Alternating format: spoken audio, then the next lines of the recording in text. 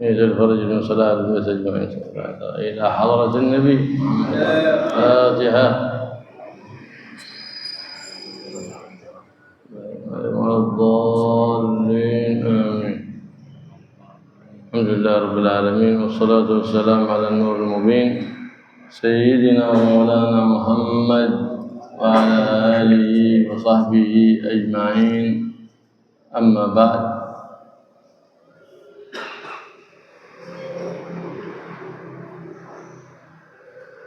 فإن الطاعات تصفي القلوب وتسرك بالعبد إلى رضا علام الغيوب، بشرط أن تكون على سنتي أو على وفق سنة الحبيب المحبوب محمد صلى الله عليه وآله وصحبه وسلم. نعم. فلهذا قال: وقيل من ترك الذنوب رق قلبه. من ترك الذنوب رق قلبه، ومن لزم الطاعات ابتغاء مرضات رب البريات علام الغيوب زاد يقينه وصفى قلبه. ومن أكل الحلال صفت فكرته، كما ورد في الأثر: من أكل الحلال أطاعت جوارحه شاء أم أبى، ومن أكل الحرام عصت جوارحه شاء أم أبى.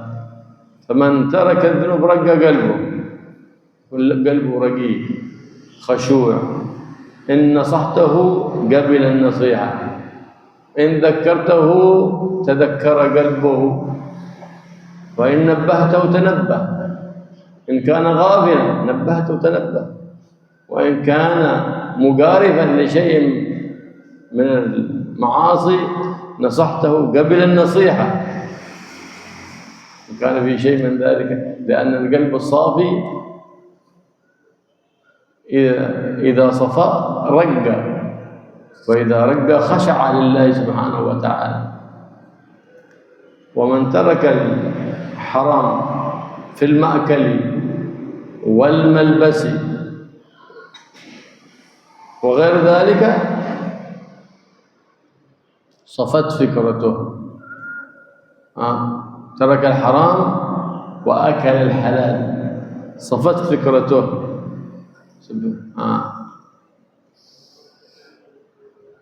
أي صارت فكرته في طاعة الله.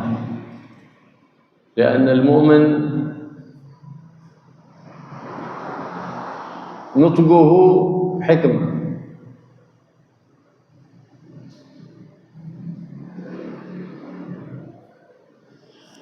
وصمته فكرة. فقد ورد عن النبي محمد صلى الله عليه وسلم أن تفكر ساعة خير من عبادة سنة، وفي رواية خير من عبادة 60 سنة. ما شاء الله.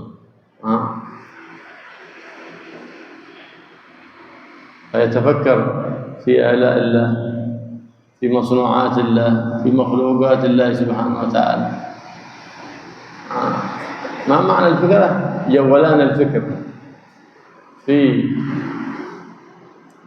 آلاء الله، في مخلوقات الله سبحانه وتعالى.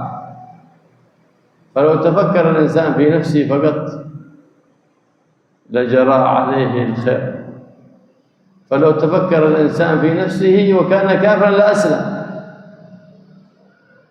ولو كان مؤمنا لزاد إيمانا ويقينا.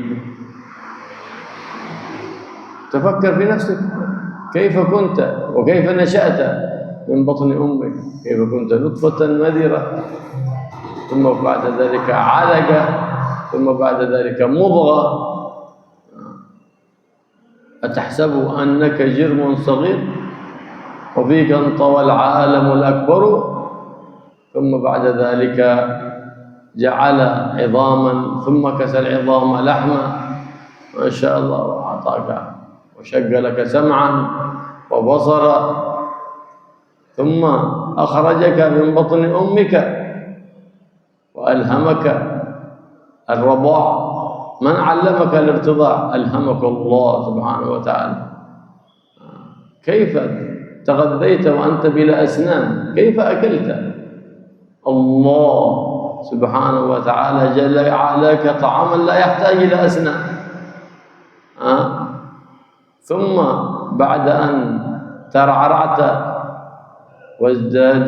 واشتد عودك أنبت لك الأسنان، أنبت لك الأسنان. ثم بعد ذلك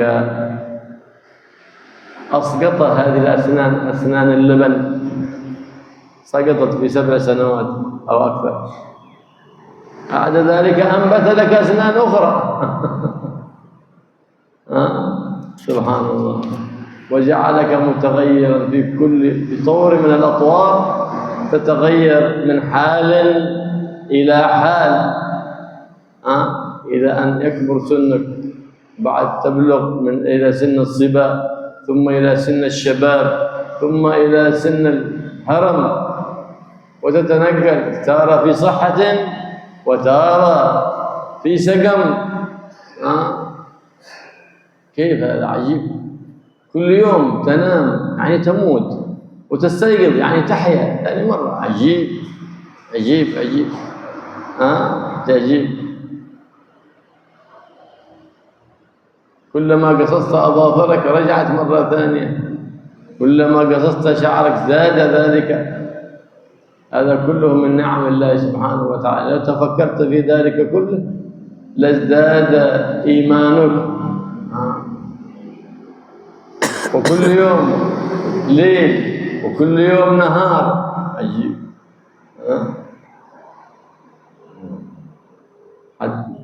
كل هذا يا ابن آدم، ما في الكون كله خلق لأجلك. حتى التناوب الليل والنهار، والشمس والقمر والنجوم والسحاب والمطر، كل ذلك خلق لأجلك يا ابن آدم. وكيف القمر ودورة القمر حول نفسها، وكيف اتصال الدورة الدموية في الجسم بدورة القمر، حتى جعل العلماء للحجامة أوقات بحسب دورة القمر. عجيب ما شاء الله. كل ذلك مخلوق لك أيها الإنسان. فكيف تنصرف عن طاعة الديان الرحيم الرحمن سبحانه وتعالى؟ الحمد لله على نعمة الإسلام، وكل ذلك أرشدنا إليها نعمة الإسلام، أرشدنا إليها سيد الأنام محمد. إذن لولا محمد ما عرفنا شيء من الفكر أبدا، ولا اعتبرنا بشيء من العبر أبدا، إنما عرفنا كل شيء بمحمد. جاءنا كل خير بمحمد، انصرف عنا كل شر وبوس وضير بمحمد صلى الله عليه وعلى آله وصحبه وسلم. فتفكر في مولاك، فإذا كان خلق هذا الخلق العظيم، فكيف بصاحب الخلق العظيم الذي جعل فيه ما تفرق في العالمين، جعل فيه النبي محمد صلى الله عليه وسلم. لو تفكرت في محمد فيقوى يقينك وإيمانك، بل تفكرت في نفسك فقط، فكيف تفكرت في محمد؟ اكثر دائما التفكر فيقوى الإيمان. قال النبي محمد صلى الله عليه وسلم: تفكروا في آلائه يزداد الإيمان، ولا تفكروا في ذاته، فإن التفكر في ذات الله يسلب الإيمان. نسأل الله سبحانه وتعالى. هكذا إذا تفكرت في البعث وتفكرت في النشور، حتى تعلم أنك مجازى يوم القيامة على عملك، إن خيرا فخير وإن شرا فشر. نعم. فإذا تفكرت في ذلك كله بتجتنب المخالفات، وبتلزم الطاعات، وبتثبت على اتباع سيد السادات محمد صلى الله عليه وعلى آله وصحبه وسلم. فالله يرزقنا من الحلال، ويجعل جوارحنا في طاعة ذي الجلال، وظاهرنا وباطننا في على اتباع مولى بلال سيدنا ومولانا محمد صفوة أهل الكمال صلى الله عليه وآله وصحبه وسلم. Bismillahirrahmanirrahim. Alhamdulillahirabbil alamin. Allahumma shalli wa sallim ala sayyidina wa maulana Muhammad wa ala alihi wa sahbihi ajma'in. Amma ba'd. Kajian kita pagi hari ini adalah kitab Al-Isti'dad li Yaumil Ma'ad. Pada makalah yang di situ menyebutkan man taraka dzunub raqa qalbu. Siapapun yang meninggalkan perbuatan dosa, maka hatinya akan menjadi lembut. Ketika hati itu menjadi lembut, maka setiap kali dia mendengarkan nasihat akan bisa menerima. Ketika dia lalai diingatkan langsung sadar. Ketika dia melakukan kesalahan dinasihati nurut. Ini ketika hati itu bersih. Bagaimana hati bisa menjadi bersih? Hati bisa menjadi lembut dengan meninggalkan yang haram, meninggalkan perbuatan dosa, dan memperbanyak ketaatan. Karena melakukan ketaatan itu bisa membersihkan hati dan bisa mendatangkan ridho Allah Subhanahu wa ta'ala. Tapi dengan satu syarat, harus sesuai dengan sunnah Nabi Muhammad sallallahu alaihi wa ala alihi wasallam. Dilanjutkan dalam makalah tersebut, wa man tarakal haram wa akalal halal safat fikratuh. Siapapun yang meninggalkan perbuatan haram dan makan makanan yang halal, maka pikirannya akan menjadi bersih. Seorang mukmin itu, tanda orang itu mukmin dengan iman yang benar, dia ketika berucap, kata-katanya adalah kata-kata bijak, kata-kata mutiara yang bermanfaat. Ketika dia diam, maka dia menyibukkan diri untuk merenung. Itu tanda seorang mukmin. Kalau diam merenung, kalau ngomong yang terucap adalah kata-kata hikmah. Merenung ini adalah ibadah yang sangat besar. Dalam salah satu hadis, baginda Rasulullah SAW menjelaskan bahwa merenung sebentar saja itu setara dengan ibadah 1 tahun, bahkan lebih baik daripada ibadah 1 tahun. Sebagian riwayat lebih baik dibanding ibadah 60 tahun. Kapan kita bisa melakukan ibadah merenung yang pahalanya begitu besar? Merenung dengan benar, syaratnya pikirannya harus bersih. Kapan pikiran itu bersih? Makanannya yang halal, tinggalkan yang haram. Dengan begitu dia akan bisa menggunakan akalnya untuk sering-sering merenung yang pahalanya sebagaimana dijelaskan oleh Rasulullah SAW lebih baik dibanding ibadah setahun, bahkan sebagian riwayat lebih baik dibanding ibadah 60 tahun. Kita sebagai manusia itu diperintahkan untuk sering-sering merenung. Apa yang kita renungkan? Tentang diri kita, keajaiban yang ada pada tubuh kita, keajaiban yang ada pada makhluk-makhluk ciptaan Allah Subhanahu wa ta'ala. Kalau kita sering merenung demikian, maka iman kita akan menjadi kuat. Di antaranya misalnya contoh merenung. Kita merenung bagaimana dulu ini kita diciptakan oleh Allah, asal mulanya berupa cairan sperma. Kemudian masuk ke rahim ibu kita, berkembang menjadi segumpal darah, berkembang lagi menjadi segumpal daging, kemudian membentuk manusia yang memiliki organ tubuh yang sempurna. Ini kita renungkan, kok bisa? Ini bagaimana? Kemudian setelah itu kita lahir, dipermudah oleh Allah untuk lahir. Kemudian setelah lahir langsung bisa menyusu. Siapa yang ngajari dia untuk nyusu? Belum pernah sekolah, langsung dia bisa nyusu. Kemudian ketika masih baru lahir tidak ada giginya, sehingga makanannya makanan-makanan yang tidak perlu dikunyah. kemudian tumbuh gigi. Ketika sekitar umur 7 tahun, rontok gigi susu tersebut. Kemudian setelah beberapa waktu, tumbuh gigi yang lain. Terus tumbuh menjadi orang dewasa, menjadi tua, kadang sehat, kadang sakit, kadang senang, kadang sedih.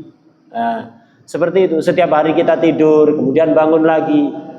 Nah, ini kalau kita mau merenungkan, itu akan mengantarkan kita kepada kekuatan iman. Karena kita akan yakin betul bahwa itu tidak mungkin berjalan dengan sendirinya. Pasti ada yang mengatur sedemikian rupa sehingga semuanya berjalan dengan baik. Setiap hari ada siang, ada malam.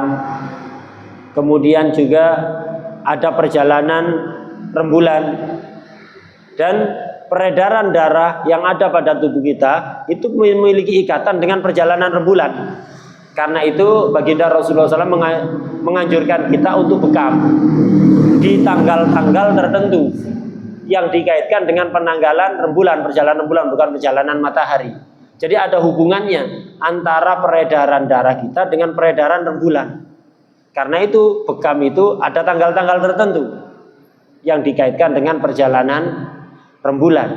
Nah, ini bagaimana kok bisa demikian?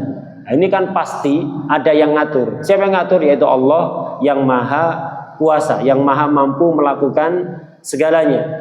Dan kita kalau mau merenung, sebenarnya seluruh jagat raya ini itu semuanya bekerja sama untuk kebaikan kita. Siapa yang ngatur sedemikian rupa? Allah Subhanahu wa ta'ala. Nah, jadi kalau kita mau merenung alam yang ada di sekitar kita, merenung apa yang ada pada tubuh kita, itu pasti akan mengantarkan kepada kekuatan iman. Nah, ini kalau kita merenung pada diri kita saja, itu akan menguatkan iman.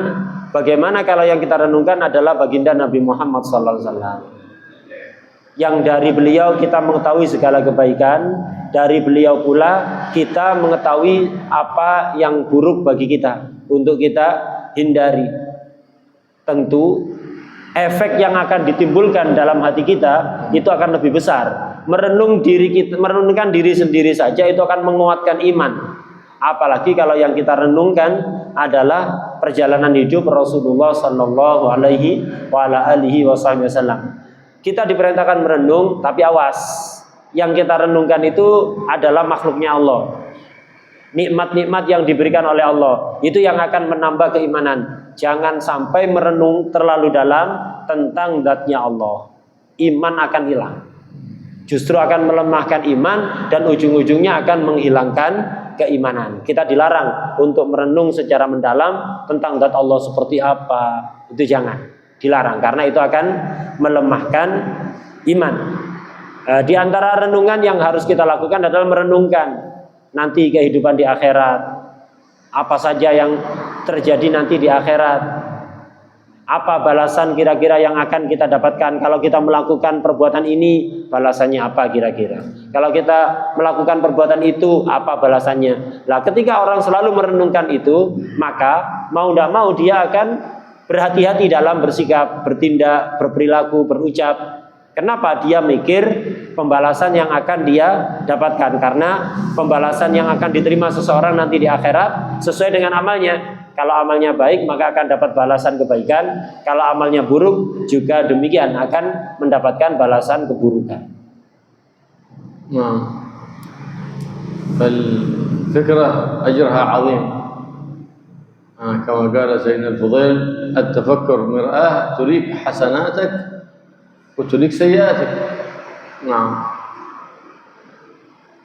فإذا المرء كانت له فكرة ففي كل شيء له عبرة. تفكر. التفكر عبادة عظيمة.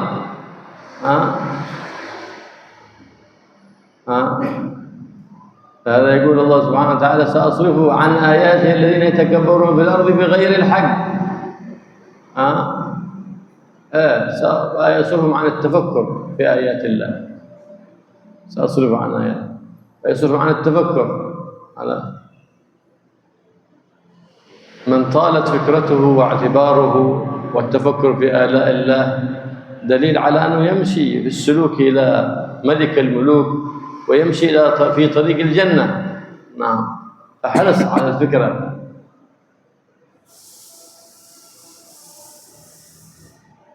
فإنك كلما تفكرت في الخير زادك حرصا ذلك على فعل الخير. فالعجب كل العجب اليوم جاء لنا بطرق شيطانية فمالت القلوب الظلمانية إليها، اللي يسموها اليوم باليوغا. اليوغا هذه هيئة شيطانية، لكن قلوب مظلمة مالت إليها حتى أدخلوا أولادهم ليتعلموا اليوغا ويتعلمون الكونفو المتصل بالجن. أعوذ بالله. فيجلس هكذا، أنا شفت رأيت هذا قال هذه إيش؟ رياضة اليوغا. رياضة اليوغا. كيف جاب لها النبي محمد صلى الله عليه وسلم عبادة عظيمة، أفضل العبادات التفكر. تدخل لك في اليوغا الشيطانية وغيتها باليوغا دي يوغا البدية، يوغا البلاء والعياذ بالله. لهذا يقول سيدنا عمر بن العزيز التفكر أفضل العبادات، التفكر أفضل العبادات. فانتبه لا يلعب عليك الشيطان. نعم، لأن العبد إذا تفكر في عظمة مولاه ما عصاه إلا لأنه غاب عنه عظمة مولاه، فلهذا وقع في عصيانه والعياذ بالله. لهذا يقول سيد ابن عباس ركعتان مقتصدتان يعني مختصرتان في تفكر أفضل من قيام الليلة. بعض الناس يفكر في عدد الركعات، لا، فكر في أدبك بين يدي رب البريات. بعض الناس يفكر في عدد الصفحات التي قرأها من القرآن، لا، فكر في تلك الآيات وتدبر تلك الكلمات التي جاء بها خير البريات عن رب، الذي جاء بها خير البريات عن رب البريات سبحانه وتعالى. هكذا ينبغي للمؤمن دائما. قيام ليلة بلا قلب، نقول ركعتين مع حضور وتفكر أفضل.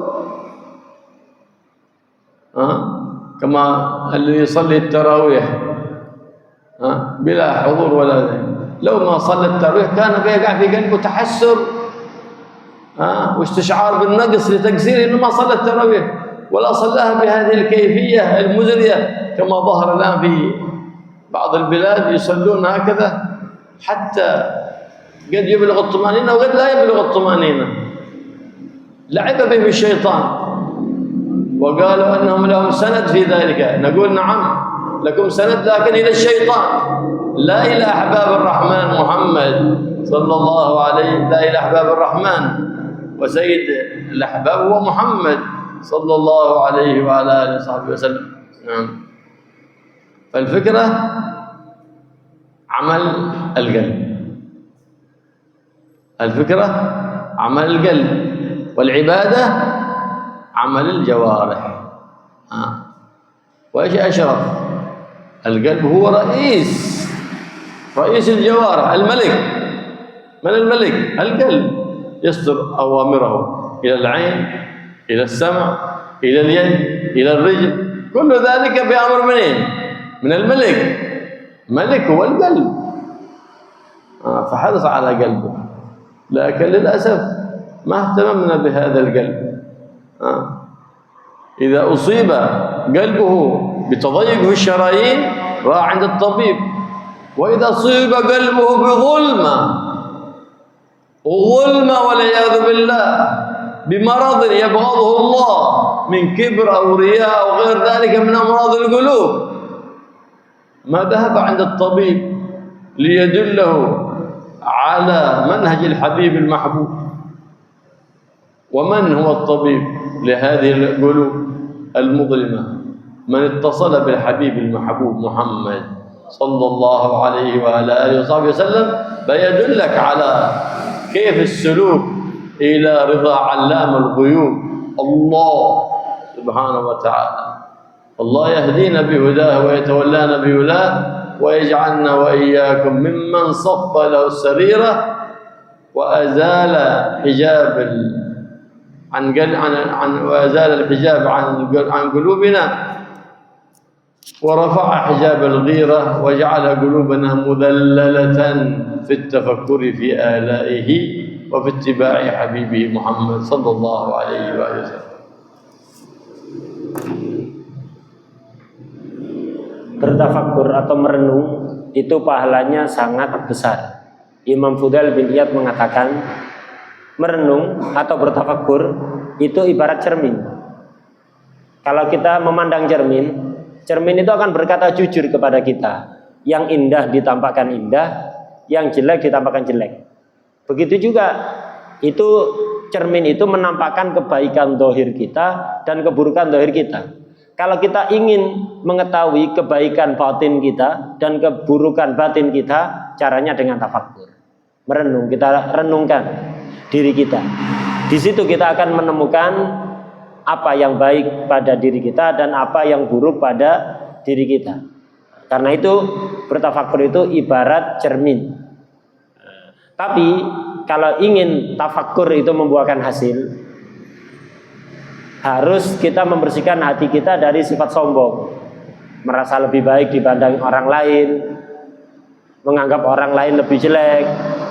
Nah, itu harus kita bersihkan hati kita. Dengan begitu tafakur itu akan membuahkan hasil. Dan orang yang sering bertafakur itu tanda dia ini perjalanan menuju surganya benar.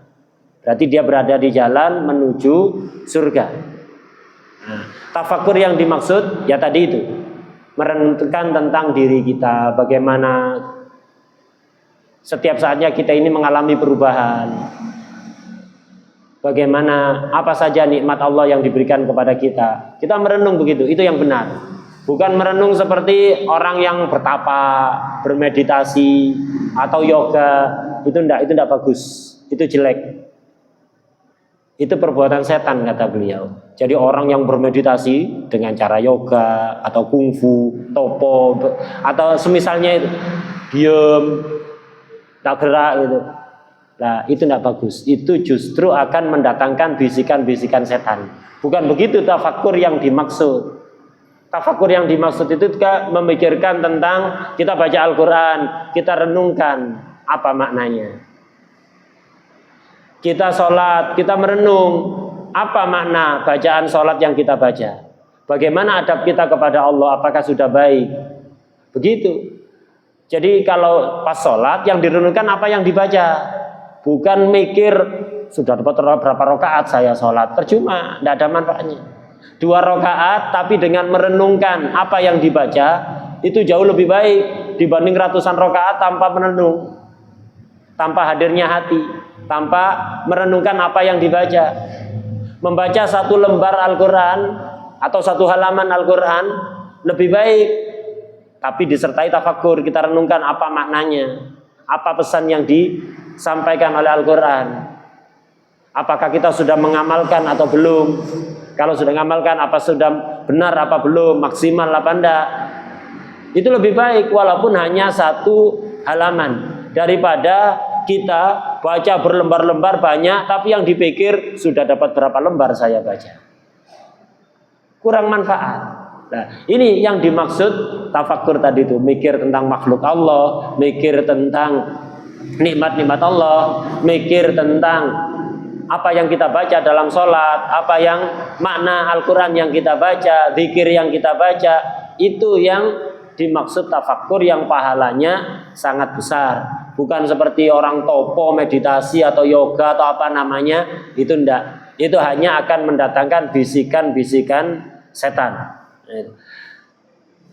Kemudian apa? Kalau kita sholat misalnya, kita renungkan apa yang kita baca dilakukan dengan benar, tumaknina, zikir yang dibaca direnungkan maknanya, ayat Al-Quran yang dibaca direnungkan maknanya. Jangan sibuk memperbanyak rakaat.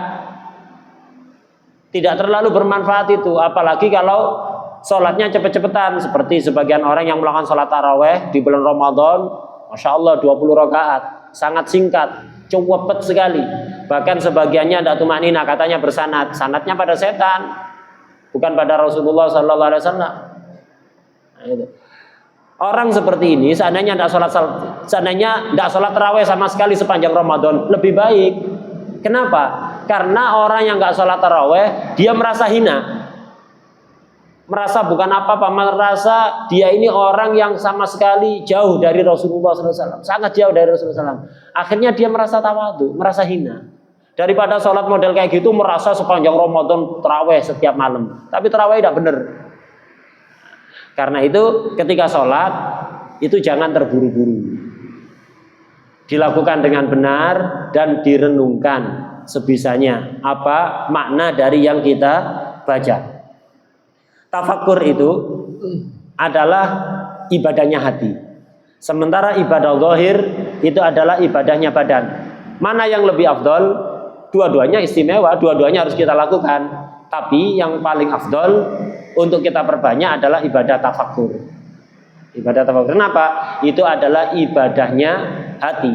Dan ketika kita ibadah zahir bisa kita sambil ibadah tafakkur. Jadi tafakkur ini harus kita perbanyak karena itu ibadahnya hati yang pahalanya jauh lebih besar, karena hati itulah yang menjadi pimpinan anggota badan kita.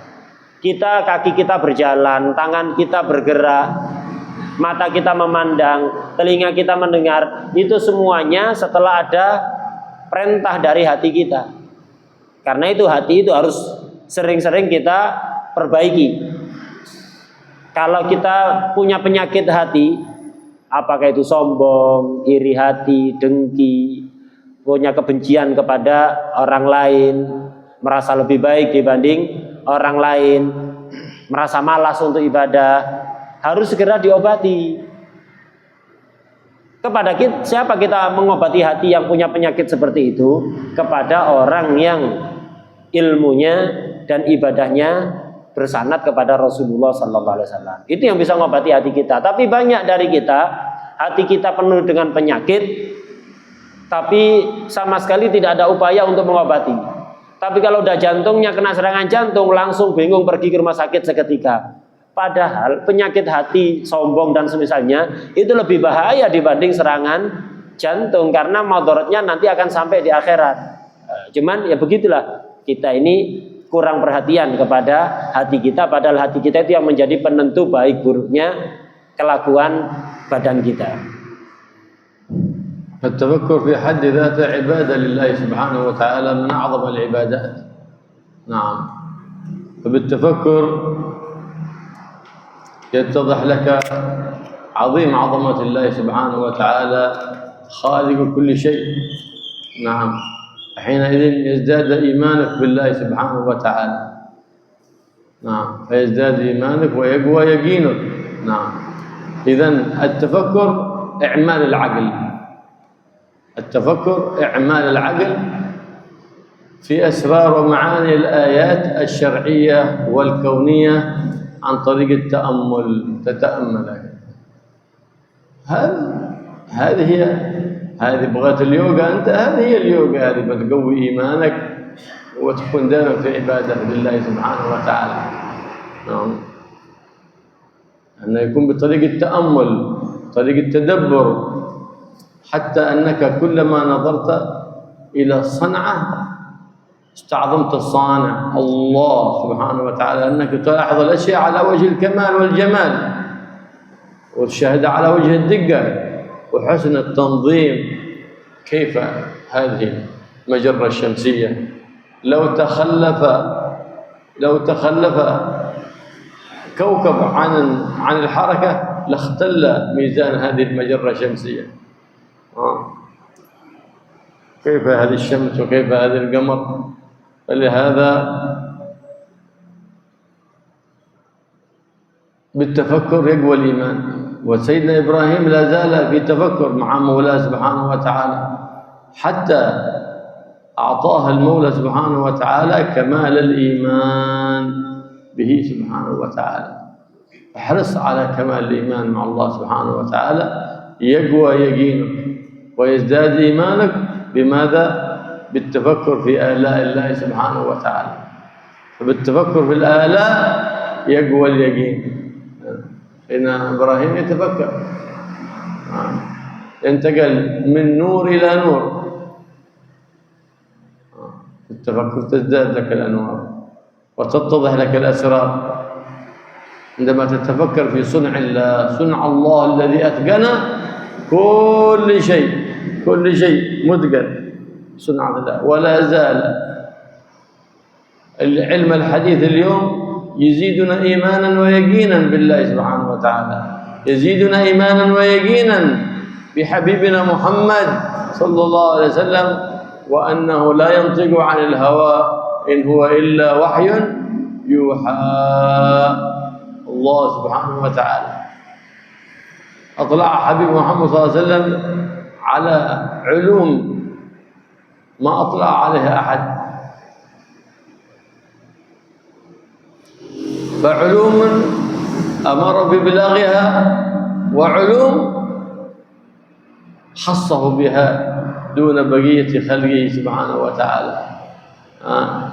فالمؤمن يتفكر فيما خلق الله سبحانه وتعالى. نعم، فلهذا قال السلف: ما زال المؤمن يتفكرون فيما خلق الله سبحانه وتعالى حتى أيقنت قلوبهم. فإذا أيقن القلب خلاص. قال النبي محمد صلى الله عليه وسلم: يبلغ العبد بقوة يقينه وقام الصائم القائم. أنت فاطر تعطى ثواب الصائم بقوة اليقين، أنت نايم تعطى ثواب القائم بقوة اليقين. نايم مع قوة يقين في عبادة مستديم. لهذا مرة ما حد سيدنا إبراهيم بن أدهم مر على مسجد، ووجد كشف له عن شيطان قائم على باب المسجد: يا عدو الله، ما أوقفك على باب بيت الله؟ فقال: أريد أن أفسد على ذلك المصلي صلاته. وما منعك؟ قال: منعني نفس ذلك النائم. نائم على قوة يقين، يحرص قائم في الصلاة، لا يحرص على الشيطان أن يفسد صلاة ذلك القائم الذي يصلي بلا يقين، لكن يخاف من نفس نائم على يقين، على إيمان تام ويقين بالله. فقوة اليقين ترقيك وتزكيك وتقيك يوم القيامة من هول يوم القيامة، فتكون في أمان جوار سيد الأولين والآخرين وسيد الموقنين محمد الرؤوف الرحيم. والله يقوي إيماننا ويزيد إيماننا ويجعل يقينا ثابتا راسخا كيما يقينا يوم القيامة من أهوال يوم القيامة. لهذا أمر الله سبحانه وتعالى بالنظر في آياته والاعتبار بمخلوقاته في كثير من الآيات القرآنية حتى يزداد اليقين ويقوى الإيمان وتثبت القلوب على توحيد علام الغيوب سبحانه وتعالى. الفكر عمل من الأعمال. لما سئل أبو الدرداء: هل الفكر عمل من الأعمال؟ قال: نعم، هو اليقين. التفكر هو اليقين. فالتفكر طريق العبد إلى اليقين، وتبلغ مرتبة اليقين. كيف طريق؟ أي الوسيلة؟ التفكر. لهذا قال الله سبحانه وتعالى: وكذلك نري إبراهيم ملكوت السماوات والأرض وليكون من الموقنين.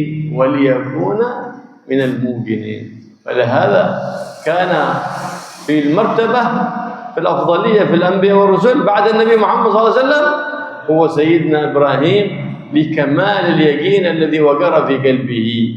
والله يقوي يقيننا ويزيد إيماننا ويصفي قلوبنا ويصفي مشروبنا ويجعلنا وإياكم من المتصلين بسيد الموقنين محمد الرؤوف الرحيم، ويخلينا عن كل خلق ذميم ويحلينا بكل خلق حميد كريم بجاه النبي محمد الرؤوف الرحيم صلى الله عليه وآله وصحبه وسلم. والحمد لله. Tafakkur atau merenung itu adalah ibadah yang bisa menguatkan keimanan. Yang dimaksud tafakur, sekali lagi beliau menjelaskan bahwa tafakur itu kita merenungkan ayat-ayat Allah, baik ayat-ayat yang tertulis di dalam Al-Quran atau sabda Rasulullah SAW yang ada dalam hadis-hadisnya. Itu kita renungkan apa maknanya, apa pesan yang disampaikan. Begitu juga pada ayat-ayat kauniyah, ya jagat raya ini, seluruh jagat raya yang ada di sekitar kita ini, kita renungkan diri kita, apapun yang kita lihat, matahari, rembulan, apapun, kita merenung. Ini yang dimaksud tafakur, yang akan menambah keimanan. Orang itu kalau terbiasa tafakur, terbiasa merenung, apapun yang dia lihat, dia mampu mengambil pelajaran. Melihat apapun, sesuatu yang menyenangkan, yang menyedihkan, itu nikmat, bencana, atau apapun, dia akan bisa ngambil pelajaran kalau orang itu terbiasa tafakur. Termasuk tafakur yang bisa mengantarkan kepada keimanan yang kuat kepada Allah adalah kita merenungkan bagaimana tata surya ini, sistem tata surya. Ini semuanya berjalan begitu teratur dan begitu tertib. Masing-masing planet berjalan begitu sempurna, begitu tertib. Kalau satu aja yang kacau, semuanya akan menjadi kacau. Lah ini siapa yang menjaga? Siapa yang ngontrol sehingga planet itu tetap berjalan pada porosnya, kemudian begitu teratur, tidak ada yang terlambat. Karena kalau satu saja kacau, semuanya akan menjadi kacau. Seluruh jagat raya ini akan kacau. Lah yang ngontrol ini siapa? Nah, itu harus kita renungkan. Begitu yang dimaksud merenung yang akan menguatkan keimanan. Nabi Ibrahim ala nabiyina wa alaihi wa ala sayyidina Musa afdhalus salatu wa taslim. Ini adalah salah satu contoh manusia yang sangat sering bertafakur. Makanya beliau imannya dari nabi-nabi yang lain itu lebih kuat. Seluruh nabi itu imannya kuat, tapi yang paling tinggi adalah Nabi Ibrahim, di bawah Rasulullah SAW. Jadi yang paling tinggi keimanannya Rasulullah SAW. Nomor 2 adalah Nabi Ibrahim. Apa yang membuat Nabi Ibrahim berada di level kedua, langsung di bawah Rasulullah SAW? Gara-gara sering tafakur. Di antara keistimewaan Nabi Ibrahim itu sangat sering untuk bertafakur. Nah, begitulah kita ini hendaknya terus bertafakur. Ilmu pengetahuan modern, penemuan-penemuan baru itu akan membantu kita untuk bertafakur.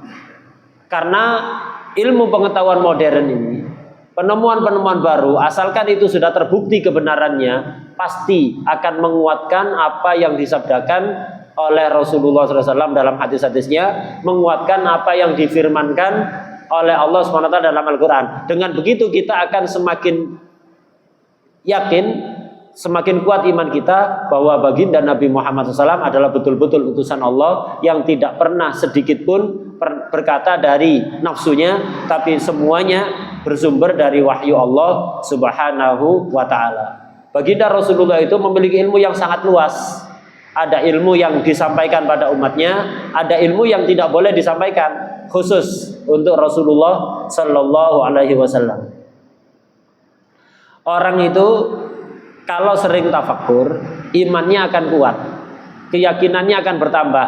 Lah orang kalau sudah imannya kuat, keyakinannya sangat kuat, maka dia walaupun tidur, pahalanya ngalah-ngalahi yang suka bangun malam. Walaupun dia tidak berpuasa sunat, pahalanya melebihi, mengungguli orang yang berpuasa sunat. Gara-gara apa? Iman dan keyakinan yang kuat. Dan untuk mencapai iman dan keyakinan yang kuat, harus sering untuk tafakur. Sebagaimana dikisahkan pernah, Al-Imam Ibrahim bin Adham suatu ketika pernah mau pergi ke masjid. Di depan masjid, karena beliau orang soleh, walinya Allah, kelihatan setan mondar mandir gitu di depan masjid. Mau masuk masjid bingung, tidak berani. Akhirnya tanyai, Tan, lapo? Jadi tanyai, oleh si Imam Ibrahim bin Adham itu.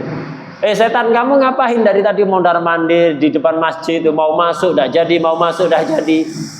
Kata si setan tadi bilang, iya, coba lihat di dalam masjid itu kan ada orang sholat itu. Saya tadi ini mau masuk ke masjid, mau ganggu orang sholat ini, mau ngerusak sholatnya dia.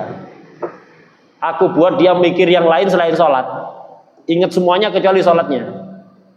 Loh terus kenapa nggak masuk? Iya, coba lihat di sampingnya itu ada orang tidur kan ya. Lah orang tidur itu nafasnya itu membakarku. Aku begitu mau masuk kepanasan, terus masuk kebakar aku. Gara-gara apa?